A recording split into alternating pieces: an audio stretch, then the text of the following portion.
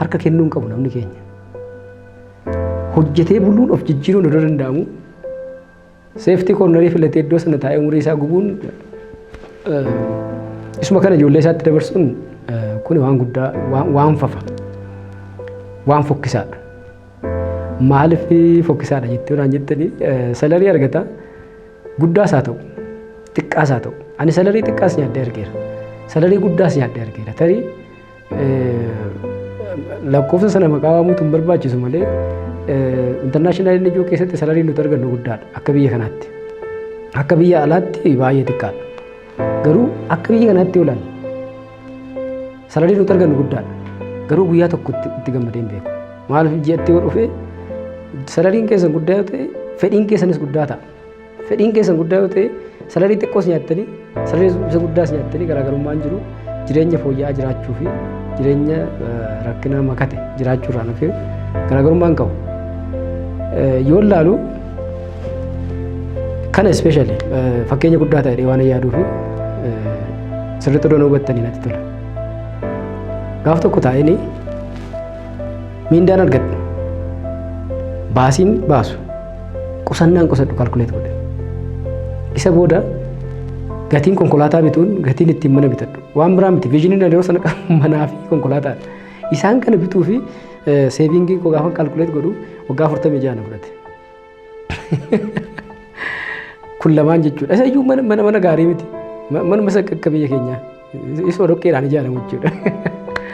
Waggaa 46 gaafa umurii koo irratti da'u ani yeroo sanatti yeroo mana ijaarutti yeroo konkolaataa bitutti expire godheera. Hin jiru jechuudha. Kanaaf mana kan ijaaru konkolaataa kana bitu ittiin jiraachuuf odoo hin taane nama biraatiif hin bitaa jechuudha. Ittiin odoo hin jiraatiin hin darbaa jechuudha. Zan disappointed hin ta'e baay'ee natti dhagahame galgala kophaan ta'a. Kanaaf maal gochuu hin qabu. Seevingiin qabuun ol kaasee expendicharii koon gadi buusa deemuu baay'ee tattaafadhe sagantaa wayiin baase. Gaafan sagantaa sana baasu immoo baasiin kottuu natti dabale. Maatiin nuqquffanne jedhanii dhufu waadee yaadaa baasiin natti daddabalaa dhufe. Isman dura seef godhu iyyuu immoo isaa gaditti gadi bu'uu jalqabe. Kanaaf waggaan 46 immoo waggaa 50tti guddachuuf jechuudha. Kuni abdii nama kutachiisa baay'ee. Zan geggeessaa koo biran dhaqee daariktera keenya. Amma istaafiin keenya hundumtuu rakkoo akkasii keessa jira. Of quba hin qabnu. Daariktera keenyaan atumtuu rakkoo akkasii keessa jiraachuu malta. Nan beeka mana hin qabu, konkolaataa hin qabu. Rakkoo kana keessaa bahuu hin qabnu. Dhaabbanni kun haala istaafii isaatti gargaaruu danda'u siistama wayii uumuun hin danda'amu. Namni biizinasii keessa galuu qaba. Biizinasii hojjechuu qabna. Asii hojjechaa nama biraa qacarreellee hojjennee hiyyummaa kana keessaa bahuu qabna yaadatti kaase. Akkas naan jedhe. Kana yaaduun inni ijoo keessatti qarshii arganneetu inni ijoon kun qarshii liqeessee hojiitti gallachuun gowwummaadhaan naan jedhe. Kanaaf ta'ullee baatee murteeffatanii riskii fudhatanii achi bahullee wayya malee inni ijoo waan akkasii carraa akkasiin qabu naan jedhe. Baay'ee inni isa booda waanan hojjechuu danda'u. Baay'ee yeroo hunda kan nuti dogongorru biizinasii yoo yaadnu biizinasii guguddaa yaadna. Biizinasii guguddaa waan yaadnuu fi hin calqabnu. Hin calqabnu taanaan immoo bakka hin geenyu. Waan xinnoo irraa jalqabuu hin beeknu jechuudha. Isa booda qarshii tokko tokko akkaawuntii koo irra jirti. Yeroo sana konkolaataa piikaappii dulloomtu wayii jirti. Sirii waayee jedhamti ta'e. Ishii bituu nan danda'a ture. Gaggaafannaan qarshii ani qabu ishii qofa bita. Konkolaataan sun expire gooteetti already namni hin barbaadu. Anaaf garuu hojii yaada sanaaf naa taate waan ta'eef ishiin bite. 85,000 hin bite yeroo sana nan yaadadha jechuudha. Ishuman qaba akkaawuntii korraase. Waan an qabu guutummaadhaan ishii biteeni aannan Finfinneetti fiffidu. Hoolota keessaa sulultaa keessa aannan sirriitti jira yeroo sana akka ammaa kana kompitiishiniin hin jiru. Aannan na kadhatanii natti gurguru yeroo sana aannan Finfinneetti fidee maaf hin gurgurre yaada. Hojii koo ammas itti fufee hin jira. Hojii inni ijoo hojjetaan oolaa jechuudha. Aannan sana gaafa Finfinnee gashuu jalqabu birrii 4 shilingii waan akkasiitti nan bita. Asitti dhufee birrii 8 gurgura. Konkolaataa kostii hin qabu waanuma dandeesse ammoo hedduun ishii lafa tokkotti itti fidee dhufu. Barii halkanan kaa'anii saa 11 irrii barra hin jiru. Walotan deema ofuma koona ofa aannan itti fedhee na dhufa. Dhufee Finfinnee irratti Garjittan bane tarii namni baay'een beeka mana sana. Mana aannanii isaan jedhama tarii. Mana aannanii sana gaafa jalqabu nama baay'een aannan kun makaa qabaadhanii waan sodaataniif nama xiqqaa ture. Bulee garuu kastomarii baay'een horadhe kan sana ajaa'ibu.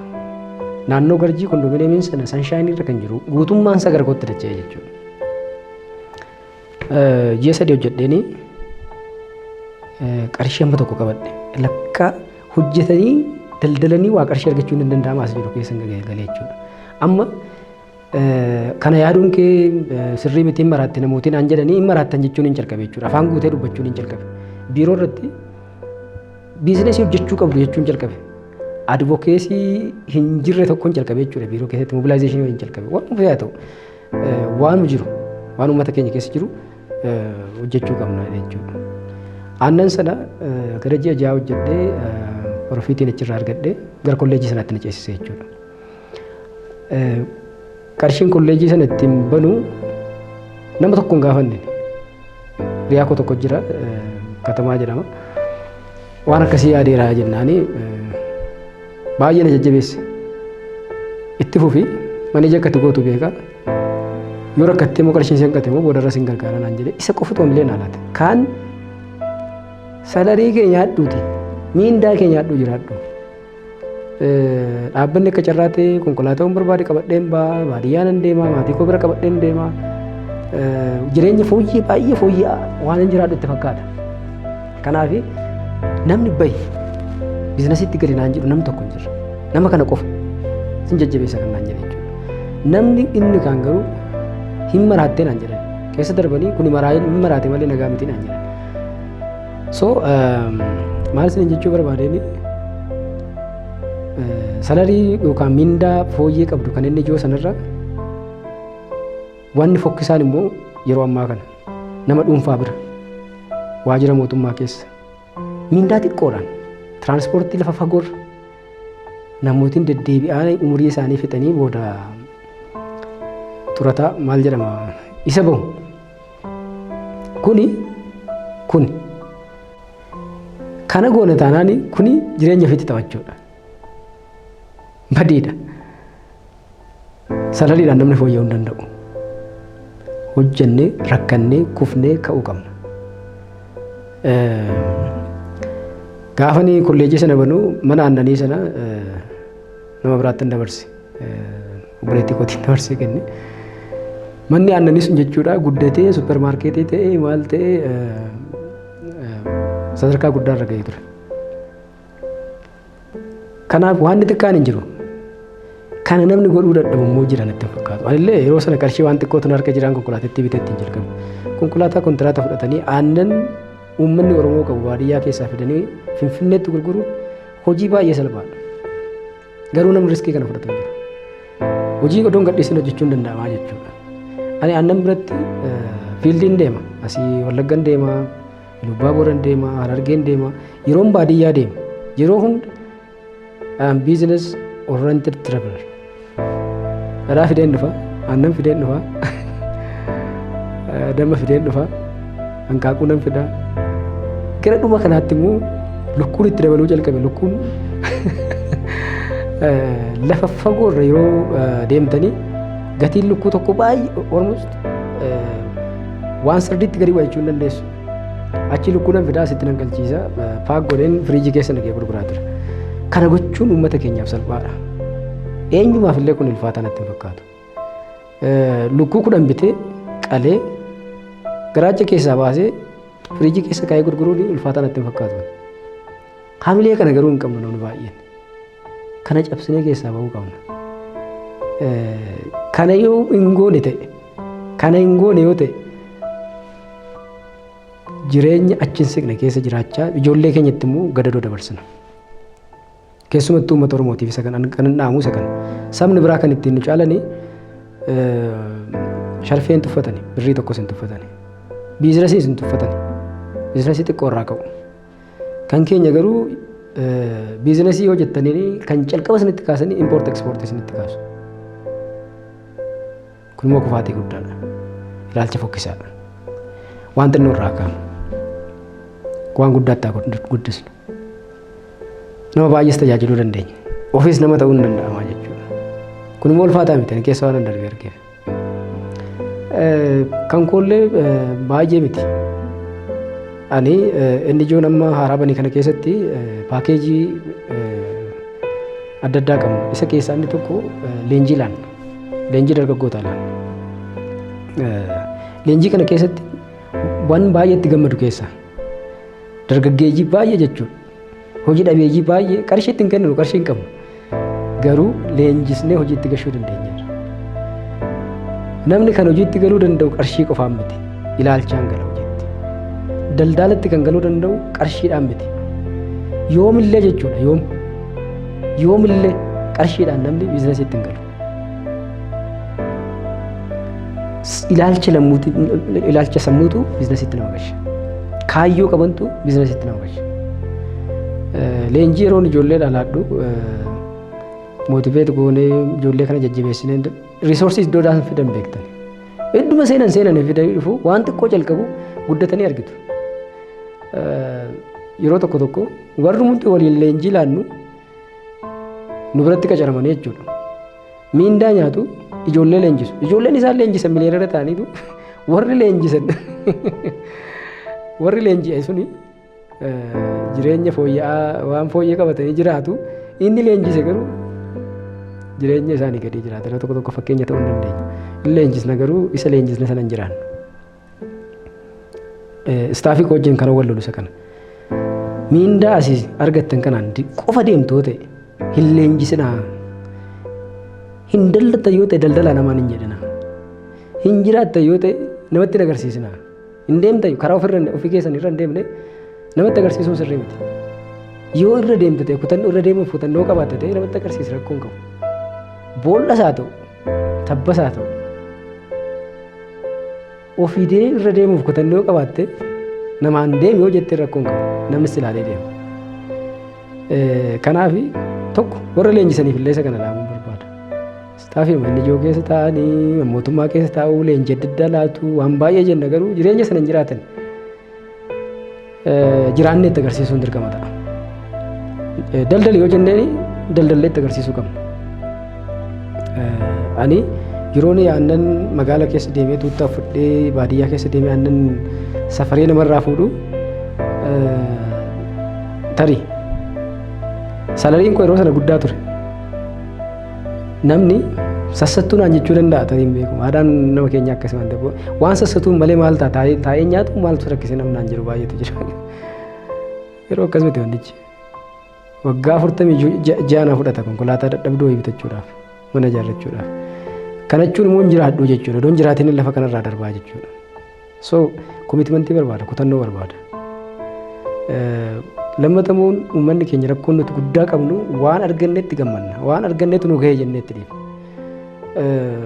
Gara Wallaggaa dhaqxanii buna waggaatti yeroo tokko funaannatu ishii funaannatee ishiitti gammadaa isa booda hojiin hin jiru. Waggaa guutuun nyaata waan ta'eef hin uffata waan ta'eef yeroo bunni ga'u waan barbaanne bitanna waan barbaanne nyaannaa akka barbaanne jiraannaa jireenya kanuma. Garuu jireenya achiin siqu waggaa dhufu amma buna eegnaa jechuudha. Gara Harargeetti achoo baatanii barcaatu jira. Caatii gurgurataa yeroo sana gaafa caatii isaa gurguratee namni waan hunda waan harkaan qabatetti fakkaata. Gaafa gurguratee ittiin nyaatee fixu garuu as deebi'ee harki duwwaadha. Uummata keenya kan miidha isa kana. Waan qabnutti gammanna. Waan nu harka geessu waan xiqqootti gammanneetu satisfaakshinii xiqqoo argannuun umurii keenya gubna. Garuu buna gurgurata waan xiqqoodha. Ishee argate sana walitti kukkufatee waanan amma gurgure kanaan ittiin nyaadhee uffachuurra waan biraa jalqabee isan jalqabu sanaan immoo nyaadhee uffachuun hawayyaa laatee namni keenya duubatti yaada. Kanaaf waan xinnoodhaan itti quufu rakkoon guddaan dhibee nuti qabnu isa kana. Kanaaf hojjetaa mootummaa isa kanatti rakkoodha jedhee yaada. Waan nu arga jirtu miindaa xiqqootti quufu mana kiraa kaffalachuu danda'e ishiitti quufee jiraata. Kan itti dhaga'amu gaafa mana kiraa keessaa bahi jedhanii gaafa sitti dhaga'amu. Ammas deebi'ee amma mana kiraa sana argatutti mana kiraa argannaan isa booda satisfaakshiniin isaa yookaan immoo itti quufaa mana argadheeradhaan hin jiraata. Gaafa dulloomee waggaa 60-70 gahu garuu kan ijoollee isaatti dabarsu miti kan ofii isaa mataas jala qabatu dhaba. Kuni nuuf caba. Uummanni keenya kana cabsee keessaa ba'uu qaba. Yerootu hin jiru waan tokko sinitti hima yeroodhaan ba'uun immoo murteessaadha. Tarii Oromiffaan waan jedhamu hin beeku starfishii beektu ta'e hin beeku. Starfishiin kan ishiin hanqaaquu ishee hanqaaqtu ispoonjii keessatti ispoonjiin isa nuti ispoonjii ammasitti beeknu kana miti. Garba keessa kan jiru qoraattiidha. Qoraattii keessatti buusti. Qoraattiin kuni hanqaaquun kun akka inni nyaatamne irraa dhowwa. Kanaaf isa keessatti buusti. Dilikeet baay'ee lallaafaadha waan ta'eef hundumatu nyaata. Qurxummiin adda addaa nyaatti. Kanaaf qoraattii keessatti buusti. Yeroon isaa yeroo ga'u achi keessaa cabsanii bahu yookaan maal jedhu cabsanii keessaa bahu. Gara starfishiitti jijjiiramti jechuudha. Qoraattii kana keessaa kan ishiin baatee gubbaatti ol ba'uu dandeessu. Hamma ji'a 3 qofatti. Ji'a 3 dabarraan guddatti qoraattii sana keessaa ba'uu dandeessu. Warri calqaba baashiin calqaba ji'a tokko donguutiin baanii saayiziin isaanii xiqqaadha. Qoraattii sana keessa isilii baanii ol baanii jiraachuu danda'u. Warri ji'a lammaffaa keessa jiran saayiziin isaanii dabala dhiigaa madaa keessaa bahu. Ji'a 3 booda immoo keessaa ba'uu hin danda'u. Qoraattiin sun immoo saayizii wayii kan baachuu danda'u kan qabachuu danda'u amma qaba hanga qaba. Isa booda waraanaan hin duuti jechuudha. Namni keenya rakkoon keenya kana. Yeroon irli keessaa ba'uu hin danda'u namni keenya. Qoraattii kana keessaa yeroon ba'een lafa bal'aa keessa jiraachuu danda'a jedhee yaadu. Sadarkaa keessaa itti ba'uu sanarra darbe gaafa ta'u umriin isaa gaafa deemu ba'uu hin danda'u achi keessatti du'aa jechuudha. Qoraattii keessatti du'aa jechuudha. Kanaaf yerootti cabsinee keessaa ba'uu qabnutti cabsinee keessaa ba'uu qabna. Kuni ispeeshaalii warra miidhamee jiraatuu fi murteessaadha. Cabsinee yerootti ba'uu qabnutti cabsinee keessaa ba'uu qabna. Umurii keenya iddoo malee itti fixuu hin qabnu jechuudha. Qoraattii keessatti rakkoo keessatti gadadoo keessatti umurii keenya balleessuu hin qabnu. Kuni nama hundaaf ifa ta'uu qaba.